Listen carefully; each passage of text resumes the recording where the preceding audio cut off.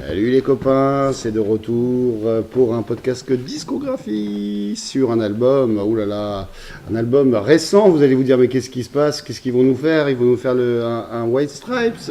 Ne vous inquiétez pas. Non, vous inquiétez pas, on va traiter de Bridges to Babylon, tout simplement. Album des Rolling Stones, datant de 97, sorti en août 97. On va faire ça à l'aveugle comme d'habitude, sans avoir rien préparé, mais ça risque d'être savoureux. Pour ce faire, on a trouvé un petit nouveau, Benjamin Durand, qui va nous accompagner le temps d'une exploration à travers les ponts. Benjamin, bonsoir. Bonsoir Antoine. Merci de ta présence. Donc, Bridges to Babylon, on est dans une période un peu bâtarde pour les Stones quand même, et ça fait déjà longtemps qu'ils sont là. La tournée précédente, Voodoo Lounge, s'arrête le 30 août 95 à Rotterdam, ça je peux vous l'assurer. Et les projets, il y a la sortie de l'album Stripped qui va sortir 2 mois après. Et les projets sont quand même de continuer la tournée Voodoo Lounge en janvier, février en Asie. Et les projets vont être rapidement abandonnés et les Stones vont commencer déjà à bosser à New York sur le nouvel album dès l'année suivante, dès novembre 96 quoi. Il y a aussi une réunion de travail à la Barbade, il me semble. C'est après, c'est en 97 qu'ils se retrouveront à la Barbade. Alors tout ça pour dire que l'album c'est un peu le foutoir et c'est un peu ça qui est drôle avec Bridges to Babylon, c'est que c'est un truc qui va leur échapper totalement. Donc ils commencent à bosser à New York avant les fêtes avant les fêtes de fin d'année 96. Ils se retrouvent encore à New York début 96. Ils vont effectivement à la Barbade et ils finissent par enregistrer tout quasiment à Los Angeles au printemps. Et donc c'est une période dans les Stones où Jagger et Richard on peuvent plus l'un de l'autre, mais c'est la dernière fois où ils ont quand même la volonté de faire un album. Le CD se vend encore, donc ils ont quand même la volonté de sortir un truc bien. De toute façon, est-ce qu'on peut se dire un peu clairement les choses, c'est que de toute manière, depuis la reformation, on va dire, du groupe en 89, ouais. Les 2 albums qui sont parus en 89 et en 94, avec le recul, il y avait, et moi-même le premier, je le reconnais, que sur les époques, et puis même si j'ai aimé ça un peu avec un décalage, mais les albums avaient un intérêt par rapport aux tournées qu'ils constituaient, mais en tout cas, force est de constater que Steel Wheels et Voodoo Lounge, historiquement aujourd'hui, c'est quand même pas des albums sur lesquels moi je suis complètement de ton avis.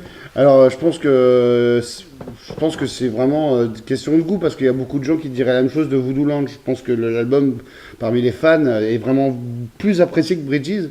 Moi je suis pas d'accord, parce que je trouve que Bridges to Babylon, si je vais bien faire tout ça ce que je dis, je pense que c'est dans cette période Roundwood, dans cette période de fin là, c'est mon préféré quoi, entre depuis Tattoo You. Ouais, je pense. J'aime bien Dirty Work aussi, mais Bridges to Babylon, pour moi c'est vraiment un album qui compte. Et certes, c'est pas les Steel Wheels et Voodoo ne sont pas terribles, mais au moins les tournées sont intéressantes parce qu'ils jouent des nouvelles chansons sur scène. Ce qui n'est plus le cas à partir. Il y a encore Bigger Bang, mais alors ça, on fera un podcast et là, ça sera plus difficile de dire des choses aimables. Mais non, Bridges to Babylon, il y a quand même encore la volonté. Et puis, mine de rien, il y a moins d'espace c'est assez rapproché de Voodoo Lounge.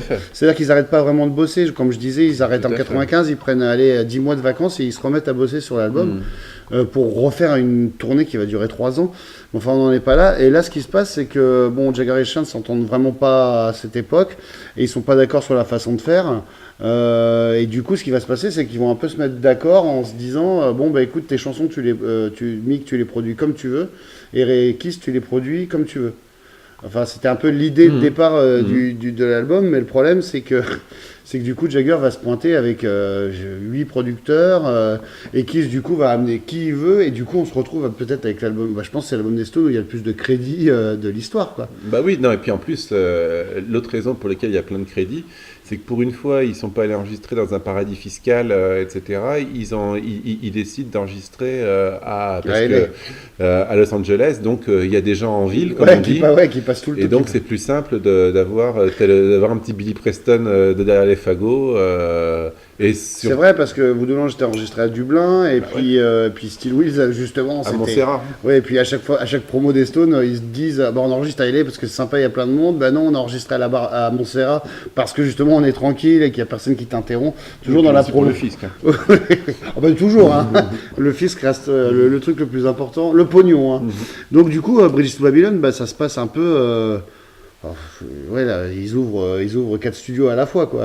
Oui, un peu. Où chacun bosse. Et ce qui est marrant, c'est que finalement, quand on réécoute et quand on analyse et tout, on se dit que c'est pas un album des Stones comme les autres, parce que je pense qu'il y a quasiment aucun titre où il y a les 4 Stones qui jouent tous, quoi. C'est soit, il y a toujours déjà Woody Watchell quasiment sur une moitié de l'album qui joue entre Jagger. Par exemple, Saint of Me, il n'y a pas une note de Richards. Et voilà, on peut regarder les crédits, mais c'est à chaque fois vraiment c'est un groupe vraiment fissuré, quoi. Et selon les producteurs, des fois, il reste plus de traces de ce qu'ont joué les Stones sur le basic track. Ce qui est drôle, c'est que pour les démos de beaucoup de morceaux, c'est Jagger qui jouait de la batterie. Donc au départ, ils cohabitent assez bien, ils écrivent des morceaux ensemble, mais finalement, ça va exploser et ça va vraiment donner un album complètement bizarre et qui est hyper intéressant, et je trouve 22 ans après, et qui mérite de se retendre une oreille dessus. Oui. Qu'est-ce qu'on peut dire là-dessus? Donc il y a alors, le musicien supplémentaire, il y a la présence de Jim Kettner qui est hyper importante. Daryl, il est très peu à la basse. Par exemple, Daryl, je crois le premier morceau où il intervient sur l'album, ça doit être You Don't Have 2 Minutes, tu vois, donc c'est dire. Après, il y a voilà, c'est encore. Non, mais je pense, si je peux revenir un coup sur l'histoire de Jim Keltner, c'est que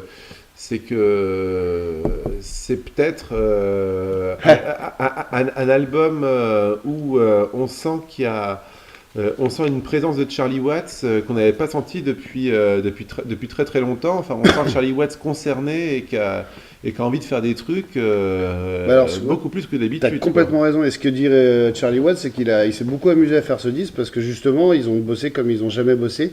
C'est-à-dire que lui, ça l'amusait d'aller en studio, de jouer une partie de batterie, et qui finalement un prod repasse et efface, et on fait une percussion, etc. D'ailleurs, l'exemple génial, c'est cette partie de batterie que je trouve remarquable sur Saint of Me, quoi, qui est vraiment, qui a vraiment un super morceau. Et il y a vraiment quelques bons textes. Et curieusement, après on va rentrer, bon texte, oui. Des choses un peu moins ridicules que sur Voodoo Lounge, voilà. Oui. Et il y a on va revenir après dans le détail. Moi, selon mon avis, il y a que deux morceaux faibles qui auraient pu. Ça aurait pu faire un très bon album s'ils avaient été un peu plus intelligents. C'est facile de dire ça 22 ans après, mais on va revenir là-dessus. Donc Woody Watchell est partout. Woody Watchell, c'était l'acolyte de Keith Richards dans les Expensive Wainos, bien sûr. Et puis surtout un très très très grand guitariste de session qui a joué avec tout le monde à LA, avec tout le monde à LA, notamment avec Stevie Nicks sur la carrière solo de Stevie Nicks et avec Randy Newman. Oui, quand même. Notamment, avec beaucoup d'autres mondes, mais c'est vrai que moi j'ai appris à connaître le son de Woody Watchell sur les albums de Randy Newman. Ouais, et puis il a joué aussi avec, le nom m'échappe, en plus j'ai acheté un album qui est vachement bien là l'autre jour, et ça va pas me revenir, et ça m'énervait, donc on va passer à Blondie Chaplin qui fait son apparition dans le groupe à ce moment-là, qui est un ex-Beach Boys, c'est un musicien sud-africain, Beach Boys de la période 70s. Hein. Et qui était dans un groupe culte sud-africain dont le nom m'échappe, mais qui est vraiment connu que par les Sud-Africains, mais j'ai un très bon ami sud-africain qui me parlait de Blondie Chaplin comme d'un personnage mythique. C'est Earl. Bien sûr. On lui fait la bise s'il nous comprend. Donc, de Cobra. Et voilà, exactement. Bon, ça, c'est un petit clin d'œil. Seuls les plus avisés comprendront.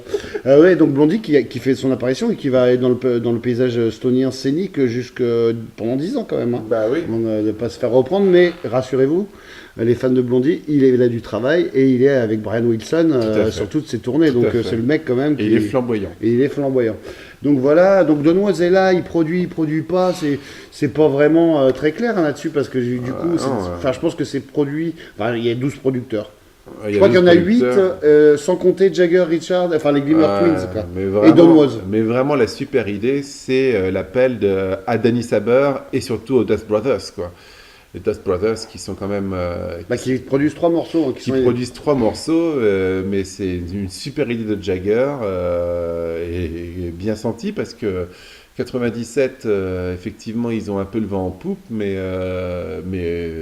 avec le 20 ans de recul, les deux albums qui restent super connus, produits par les Dust, c'est donc Paul's Boutique des Beastie Boys et Odelay de Beck, et 20 ans, 25 ans après, c'est toujours des chefs-d'œuvre absolus. Ouais, ce qui est marrant, c'est que pour une fois, Jagger, il n'est creux, c'est un coup de bol. Hein. Et le boulot qu'ils font sur les Stones, alors certes, on sent bien qu'ils sont cornaqués, on sent bien qu'ils auraient aimé en faire plus, qu'ils auraient aimé beaucoup plus triturer le matériau des Stones que ce qui a comme été ils le fait. font sur Matthews Just, où c'est le plus... Ils auraient pu en faire plus, mais ce qui est vraiment intéressant, c'est que tout le monde leur riait au nez avec Might As Well Get Just à l'époque de la sortie, alors que franchement, 20 ans... oui, je me souviens de lecture d'articles, machin, et moi je trouve que 20 ans après, c'est un super morceau. Putain, c'est un de leurs... C'est leur seul blues intéressant en 25 ans, quoi. Enfin, j'aime beaucoup Blue and Lonesome, mais je veux dire, ils ont apporté un truc un peu... C'était il y avait les guitares. Et là, pour le coup, il y a Richards et Wood qui font leur marque de fabrique, et il y a les Dust qui foutent un bordel. C'est poussiéreux, c'est le cas de le dire. C'est superbe. Et donc, du coup, Jagger fait venir les Dust Brothers, et puis donc Richards veut faire venir Fraboni, qui fera juste la production du morceau You Don't Have 2 Minutes, qui est un morceau génial sur les putes dont on reparlera. Moi, je suis complètement, je vois que tu l'avais vu au sel, mais je trouve que les morceaux Richards et la présence de Richards fait de cet album un super disque. Bon, après, il y a toujours Claire Montaigne et tout, et puis ils ont essayé de bosser avec Babyface sur le Radio of Me, mais en fait, finalement, ça a de rien donné. Ce qui est dommage, c'est qu'on n'a pas vraiment de bootleg des sessions de Bridges, donc on ne sait pas ce que donnaient les versions brutes. Avant qu'elle soit finalement... je pense que c'est très variétoche, surtout quand on connaît un peu le travail de Babyface. Non, mais je parle globalement, même comment sonner les démos, etc., ça serait intéressant. Mais on peut faire un peu... Après, au niveau du personnel, il y a toute l'équipe scénique des Stones. Et en plus, on a quand même le retour de Billy Preston sur Saint of Me pour la dernière fois. Et ça, rien que pour ça, il n'avait pas bossé avec les Stones depuis quoi, les premières sessions de Sun Girls, quoi, du coup, 77. Oui, c'est ça, depuis le Mocambo, on va dire. Et il y a Doug Wimbish aussi qui joue beaucoup de basse sur l'album et qui est le batteur de Sugar Gang Hill, de Living Colour, etc. et qui était pressenti. Le bassiste, j'ai dit quoi, pardon. Le batteur, non, le bassiste, bien sûr, Doug Wimbish, qui était. C'était lui ou Daryl. Oui, c'est ça, oui, pardon, oui. Et donc Jim Keltner, on en a parlé. Il y a Wayne Shorter sur How Can I Stop qui fait un solo fabuleux dont les jazzmen se foutent de la gueule de Richards. Mais Richards répond: la musique est faite pour être écoutée, allez vous faire foutre. Et du coup, il y a un super solo de Jim Keltner qui a été fait en 2 prises. Enfin, c'est assez fabuleux. On en reparlera. Et la présence hyper importante de Pierre de Beauport qui va du coup jusqu'à rattraper Babyface en produisant. Donc c'est un autre producteur, il produit Already Over Me, c'est lui qui est producteur là-dessus. Donc c'est marrant parce que du coup on se retrouve avec des morceaux produits donc par Rob Fraboni, par Pierre de Beauport, par les Dust Brothers, on l'a dit, par Danny Saber, Gunface, l'excellent Gunface. Peut-être même le meilleur morceau de l'album pour moi d'ailleurs. Du coup, on va en reparler. Donc du coup, l'album il sort, on se souvient à l'époque, enfin moi j'étais gamin et tout, donc... Et c'est vraiment peut-être le premier album où j'avais un peu, je commençais à connaître quand même quelques disques, et donc j'étais content, tu vois, du travail des Stones. Et l'album s'ouvre avec un flip de switch, qui est on reconnaît tout de suite les Stones, classiques, quoi. Ce qui restera d'ailleurs leur morceau le plus rapide de l'histoire. C'était un peu ce qu'ils disaient dans la promo. Qu'est-ce que tu penses de ce morceau qui est un peu sur la secte, en fait. Le texte, en fait, est sur la secte qui existait à l'époque, dont le nom m'échappe encore une fois. Mais c'est... Aux États-Unis ? Ouais, comment ça s'appelait cette secte C'était David, je sais plus quoi, là, au Texas, la secte de Waco, là. Peut-être, je revérifierai, vous revérifierez, donc du coup on n'est pas sûr. Le flip de switch, c'est un morceau qui a été joué régulièrement sur scène. Voilà, c'était un bon morceau pour la scène. Après, c'est pas... Mais c'est un morceau qui passait très très bien sur scène. Mais même, je pense, très bons, comme My Tailways Get Just, je pense que ce morceau, il ne sonnerait pas si vieilli que ça aujourd'hui. Moi, je trouve pas. Et donc, quand même, le deuxième morceau, c'est le single que Jagger a choisi. Je trouve qu'il a quand même pas le chic pour choisir les morceaux les plus vendeurs.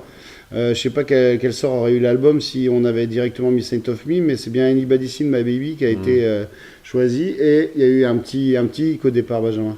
Bah oui, c'est la fille de Keith Richards qui a remarqué qu'il y avait un gros plagiat d'une chanson de K.D. Lang qui datait de 92, je crois, etc. Au niveau du refrain, qui était un vrai pompage. Donc, alerte rouge, et les crédits ont été rajoutés aux auteurs de la chanson pour éviter une procédure judiciaire, voilà, et donc elle doit être contente de toucher les royalties depuis. Ouais, parce que du coup, si ça se trouve, elle restera célèbre que pour ça. Enfin, célèbre, je pense pas que grand monde restera. Enfin, que Anybody Seen My Baby restera dans la postérité. Je pense pas qu'on fêtera les 50 ans de l'album Bridges to Babylon. Hein. Enfin, non, mais enfin bon, tant que la chanson est sur les compiles et tout ça. Ouais, elle est un peu, elle est sur Fortilix, rien que pour ça. Ensuite, en 3, il y a un Lowdown. Alors, oui, c'est une chanson des Stones complètement typique. On retrouve la Zemetis de Ronnie à la slide, un gros riff en open tuning sur la Telecaster de Richards, le sax baryton aussi, je crois, de Bobby Keys. Mais en tout cas, moi, je trouve que c'est un morceau très réussi par rapport à. Ben voilà, il y a deux morceaux pareils, c'est Too Tight et Lowdown. Lowdown est quand même globalement réussi, alors que Too Tight est un échec lamentable. Too Tight, c'est juste honteux, quoi. Moi, je pense que. Alors, je sais pas ce que t'en penses, je trouve qu'il y a deux morceaux qui sont pas bons sur l'album, c'est Always Suffering et Too Tight. Et que si on avait remplacé Always Suffering par la face B de Saint of Me, qui est un bijou qui s'appelle Anyway You Look At It, on aurait eu un disque quasi parfait pour 97. Moi, je sais pas ce que t'en penses. Qu'est-ce que t'aimes pas sur ce disque? Ah bah non, mais moi là, ça va être un sujet de discorde. Mais moi, je trouve que contrairement à tous les albums d'avant, je trouve que les compos de Richard, moi, sont vraiment pas au niveau, quoi. Bah, Flip the Switch, c'est une compo de Richard, Lowdown aussi. Non, et puis les chansons que lui chante. Ah ouais, bah alors, donc il en chante 3, ce qui est nouveau. Ce qui, je pense, je sais plus si Bigger Bang en a 3, mais je crois qu'il y en a que 2. Famille, non, ouais, je crois qu'il y en a que 2. Et il y en a 3, mais vous savez comment ça s'est passé. Jagger n'aurait pas voulu. Hein. Mais ce que Denoise a décidé, c'est qu'ils allaient enchaîner les deux dernières et pas le dire à Jagger, en fait. Du coup, Fifi in the Night et Hawk and Stop sont comme un medley. Et du coup, Jagger a découvert ça au dernier moment. Ils l'ont fait dans son dos, quoi, tu vois. Et je trouve que c'est une réussite totale. La fin de cet album est juste merveilleuse. Fifi in the Night, Hawk and Stop, c'est ça que tu trouves plus faible? Ah bah oui, même You Don't Have 2 Minutes, je trouve que c'est une chanson sans intérêt. C'est une petite chanson sur un mec, sur la solitude des mecs qui vont aux putes et qui a juste besoin d'entendre des choses agréables. Non, mais d'accord, mais dans ce cas-là, si on prend toutes les chansons, tu adores Gunface et voilà, c'est tout l'album traite des problèmes de couple et c'est sur la vengeance. Gunface, bon, c'est léger aussi. Non, mais alors, si on est là-dessus, je trouve l'ensemble des chansons assez mauvaises. Oui. Ouais, je suis pas d'accord. Je trouve les chansons en termes de composition, de songwriting, je les trouve assez mauvaises. Oui, mais tu les trouves mauvaises depuis 20 ans déjà. Oui, chez les tout à Stones. fait, tout à fait. Après, c'est les trucs. Moi, ce que j'aime sur cet album-là, c'est le jeu des Stones parce que moi, ce que j'aime, les Stones, je trouve que c'est un formidable orchestre de rock and roll pour prendre un truc un petit peu vieux jeu. Non, mais t'as raison. Mais c'est vraiment cette qualité-là que j'aime bien chez les Stones. Ouais. Et c'est peut-être parce qu'il n'y a pas beaucoup les Stones qui jouent dessus. Justement, donc j'aime écouter les Stones jouer et surtout ce que j'aime c'est un petit peu d'audace dans la production. Et c'est clair que si j'aime pas je trouve que les compos de Richard sont particulièrement faiblards alors que je trouve qu'en termes de composition c'était les compos de Richard solo qui sauvaient les albums d'avant, les Voodoo Lounge, Steel Wheels, même Dirty Work. Voilà. D'accord. Alors que là c'est pas le cas, je trouve. Et en termes de prod, c'est pas sur ces chansons-là que les trucs de prod les mieux sont. Non, effectivement, moi j'adore Fifi in the Night avec Can I Stop, ça fait partie pour moi des deux plus belles ballades qui s'est écrites. Donc non mais ça c'est voilà. Mais par contre, c'est vachement mieux que ce qu'il a fait après. Par contre, pour le coup, j'aimais bien les versions live de Fifi in the Night après sur la tournée. Ouais, mais d'ailleurs c'est un album qui a quasiment été joué en entier. Ça les gens ne savent pas, mais si je dis pas de bêtises, à l'exception de Gunface, Always Suffering et Too Tight, voilà, il y a quand même donc 10 morceaux qui ont été joués live. Bon, bien sûr, l'Odin a été joué une fois, Audio Vomit peut-être 2, mais c'est vraiment marrant que les Stones avaient quand même envie de le jouer sur scène. Hein. Et c'est Richard surtout qui insistait beaucoup près de Jagger à chaque tournée pour jouer beaucoup de morceaux du nouvel album. Et il y a quand même 2 morceaux, Out of Control et Saint of Me, qui sont vraiment des hymnes de stade et pour Out of Control en tout cas, qui vont rester dans le répertoire jusqu'à aujourd'hui, quoi. Enfin, oui, de toute façon, c'est la raison d'être de ces disques, de toute façon. C'est parce qu'on part en tournée après aussi, donc les chansons sont taillées pour ça, quoi. Sont un peu ciselées pour et ça. Et Out of Control, alors je sais pas ce que t'en penses, mais alors, moi je trouve, alors c'est exagéré, c'est un truc de fan, et je ne pense pas que ce soit le Midnight Rambler des années 90 qu'on a pu lire un peu de droite à gauche, mais c'est rudement efficace quand t'es en stade et tout. Moi j'ai le souvenir de les avoir vus sur la tournée. Ce qui marquait le mieux, ce qui m'avait plus plu, c'était Flip the Switch, Saint of Me et Out of Control. Hein. Et les gens, tu sentais que les gens achetaient encore les disques, et il y avait vraiment une ferveur.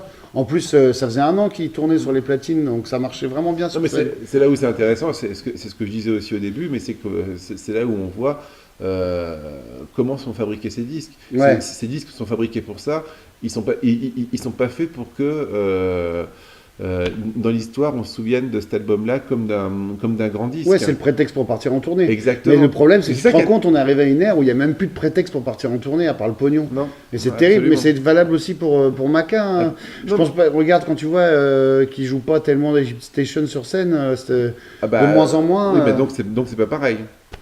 Non, oui, parce qu'il y a un album, mais ça fait. Donc son intérêt à faire des disques n'est pas le même que celui des Stones. Oh, peut-être, ils en font plus. Là, ils vont le faire. D'ailleurs, il y a un album qui sort en mars. Là, les Stones arrivent à Paris dans 10 jours. Là, on est le 17 novembre. Tiens, on va dater les podcasts parce qu'on les diffuse n'importe quand.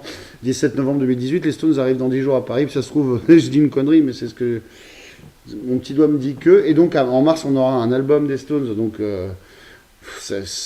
je sais pas s'ils en joueront beaucoup sur scène, mais je sais pas pourquoi ils le font alors du coup.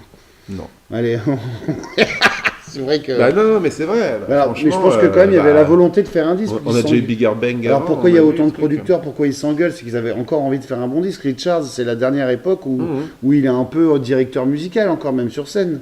Il tient le groupe un peu avec c'est peut-être l'époque où il joue le mieux de la guitare. T'es pas d'accord sur scène en tout cas? Sur scène, oui. Ouais. Mais bon, là, on parle du disque. Oui, justement, mais tu disais que tu aimais bien les entendre jouer. Là, au moins, Richards, même ses plans sur le Radio of Me, sur le Telecaster, avec 2 doigts sont super. Flip de Switch, c'est quand même pas trop mal. Non, mais ce qui est dommage, c'est que j'ai lu qu'apparemment, il avait eu une grosse engueulade en studio avec Danny Saber, parce qu'apparemment, il voulait faire du loop sur les parties de guitare. Quoi. Et je trouve ça super dommage. Quoi. Ça aurait été génial. Oui, c'est Richards qui n'était pas content que Danny Saber voulait faire du loop. Ouais, puis même les loops de Charlie, ça le mettait en rogne, hein, Richards. Ouais, c'est super. Et c'est pour ça vraiment que l'idée, c'est super con parce on que sait bien que Richards. On sait bien. C'est bien ça qui est dommage avec lui, quoi. Parce qu'il est sympathique au demeurant, mais ça c'est quand même super dommage parce qu'en plus le matériau brut des stéréotypes des Stones, ça appelle tellement à ça, quoi. Et d'avoir des gens qui sont doués pour faire ça et puis qui peuvent vraiment un peu s'amuser, ça aurait été vraiment sympa.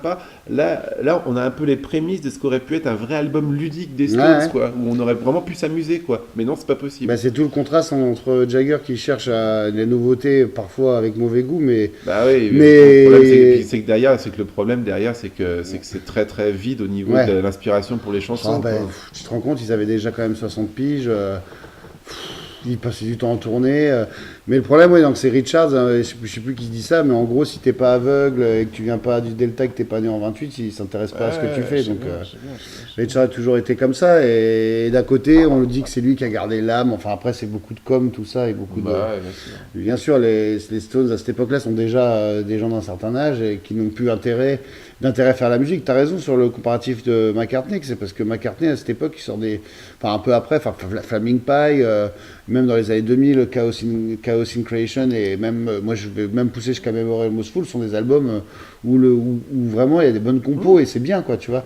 Mais Bridges, je trouve que ça fait partie. Moi je suis pas finalement de la prod que t'aurais aimé, il reste quoi? Il reste Gunface et Might As Well Get Juice du coup. Gunface, même Saint of Me, la production est super bien. C'est aussi les Dust Brothers d'ailleurs. Sur Saint of Me. Moi, tu sais, je parlais du mauvais choix d'Annie Bassin, Ma Baby. Moi, j'adore ce morceau, je trouve assez magnifique. Enfin, j'adore ce morceau. Je le préfère, je le trouve plus original que Love Is Strong, par exemple. ça plaît pas, ouais. Ah oui, toi tu détestes Love is Blind, ouais, c'est vrai. Qui est juste un morceau des Stones attendu. À l'époque, on vendait ça comme le nouvel Exile et tout, avec la prod de Don Rose, ou machin. Don Mais Rose, surtout, à l'arrivée, pour moi, c'est mon album favori. Et Fifth in the Night, How Can I Stop, justement, en fait, c'est ce qu'on entend, c'est à peine produit, quoi. C'est 8 musiciens dans un studio, quoi. Il y a Keltner qui est magnifique, à un moment, on l'entend tout seul, et puis il y a ce solo de Wayne Shorter qui finit l'album. Et moi, pendant des années, j'ai pensé, et d'ailleurs, j'ai presque envie de le dire, que c'est le dernier morceau de l'histoire des Stones. Ça aurait été génial, quelque part, que ça soit le dernier morceau de l'histoire des Stones. Mais non, malheureusement, pour l'instant, c'est... Don't Stop après. Non, justement, c'est marrant qu'ils ont passé de How Can I Stop à Don't Stop. Ouais, c'est vrai, j'avais pas pensé à ça. C'est vrai, en plus. Et oui, je reviens sur donc Always Suffering, qui est vraiment une balade très faible, comme on en retrouve un certain nombre sur Steel Wheels et Voodoo Lounge, mais je trouve poussé à l'extrême. Et c'est dommage, parce que je sais pas, tu connais cette phase B, Anyway You Look at It, qui est sortie sur Rarities, avec même un pont chanté par Richards, qui est vraiment une petite balade à la Lady Jane, sans Brian et pas à la même époque, mais vraiment qui aurait vraiment pu balancer cette espèce d'horreur qui est Always Suffering. Et pour le remplacer, l'ère du CD veut que il y a 13 titres, et on aurait pu aussi virer tout Titan. Oui, alors ça, c'est honteux. Mais sinon, tu vois, regarde, alors t'aimes pas les morceaux de Richards, mais finalement, tu aimes à peu près tous. Ouais, c'est bon. Mais après, tout le reste, tiens, une fois de plus, c'est pas très inspiré sur le songwriting pur, mais ça s'écoute très agréablement. J'ai réécouté l'album parce que je savais qu'on en parlerait, et c'est vraiment super agréable à écouter. C'est un album qui a vraiment super bien vieilli, quoi. Des années 90, c'est celui que je réécoute bien sûr, le plus régulièrement. De toute façon, Voodoo Lounge, moi, je peux pas. Garde des arguments, parce qu'on va se le siffler en podcast. On va faire tous les Stones, ça va être drôle. Si tu veux, je le ferai avec quelqu'un d'autre. Non, je veux bien le faire. On va pas être malveillant. Moi, il y a des bonnes choses aussi sur Voodoo Lounge. C'est vrai que moi, Bridget, c'est un bon album. Et la tournée, pour moi, c'est la meilleure tournée de l'ère Michael Cole. Donc. Voilà, c'est quand même un album qui tient largement la route, et je trouve qu'avec le temps, justement, il a quand même bien vieilli, quoi, bien mieux que les autres. Et bon, les compos, t'es un peu dur, c'est vrai que c'est pas Ray Davies ou Bowie, on est d'accord, mais ça n'est plus le cas déjà depuis God Save Soup, et ça n'a jamais, je veux dire, ça fait longtemps qu'en termes d'écriture pure et de chansons, même les Stones n'ont jamais été les rois de l'harmonie, donc. Je veux dire, Low Down, c'est le End of Fate de 97. Je trouve ça bien, je trouve que la prod se tient bien, malgré le fait qu'elle soit assez... je sais pas comment ils ont fait pour rendre le truc cohérent, parce qu'avec autant de prods différents, il y en a 7-8. Ça doit être les ingés, etc. Peut-être que pour une fois, Danoise a servi à quelque chose, je sais pas, mais... Pourquoi pour une fois c'est une calamité, quand même. Non, mais tu veux dire sur la prod des Stones en particulier, ou globalement? Après, il a été le patron quand même là, du label Blue Note, c'est quand même un mec qui est... En tout cas, c'est quand même un mec qui s'y connaît, quoi. Non, t'aimes pas... C'est à cause de Was Not Was, c'est ça? T'as un problème avec ce groupe? Non, je sais pas, il n'y a jamais rien qu'il a produit personnellement qui m'a semblé particulièrement flamboyant, et puis je trouve que c'est surtout à faire valoir plus qu'autre chose. Faire valoir, c'est-à-dire il est là pour brosser les Stones dans le sens du poil, exactement, et faire un catalyseur entre Jagger et Richards. C'est pas pour rien qu'il a été débauché par Johnny après, quoi. Ça, j'avais oublié, mais une autre petite anecdote quand même, parce qu'il n'y a pas beaucoup de... quasiment toutes les chansons originales des Stones sont signées de Jagger Richards. Sur cet album, donc il y a l'exemple avec Caddy Lang, mais il y a aussi Pierre de Beauport, qui est l'assistant guitare d'abord de Mick Jagger sur la tournée solo de 88, que Kiss récupère depuis 89, et qui arrive... Quel chanceux il a été d'être c'est toujours d'ailleurs Pierre de Beauport, l'assistant guitare de Richards, qui répare tous les amplis et tout, et il a eu l'honneur quand même d'être crédité sur Fifth in the Night, qui est signé Jagger, Richards, Pierre de Beauport. Du coup, ça en fait combien des petits jeux des personnages qui ont été crédités à Jagger, Richards et un troisième? Donc il y a Pierre de Beauport. Il y a eu Taylor, il y a eu Wood, il y a eu Steve Jordan. Je sais pas, je demande, parce qu'il y a Pierre de Beauport, mais je suis pas sûr qu'il y en a... A priori, j'en vois pas d'autres, moi, mais bon. Ouais, moi non plus. Donc, spécialiste que moi. Ouais, mais là, ça me revient pas. Et c'est tout ça pour dire que c'est quand même un. Ah si, il y en a un autre, je l'ai. C'est Chuck Level, qui a été crédité sur Back to Zero. Exact, Back to Zero, voilà. Bien sûr. Mais donc, tu vois, ça compte sur les doigts d'une main, même. Donc voilà, petit podcast sur Bridges to Babylon. Je pense qu'il il a été plus facile à faire que certains albums qu'on devra traiter. J'ai hâte de t'entendre. Tu vas devoir réécouter ou écouter pour la première fois A Bigger Bang. Oui, non, ce sera écouté pour la première fois, oui, je confirme. Je n'ai pas encore eu ce honneur. Eh ben, on fera un podcast Retour vers le futur, on sera en 2005, et on réécoutera ce Bridges to Babylon. En tout cas, merci de ce petit podcast, et on vous embrasse, à bientôt.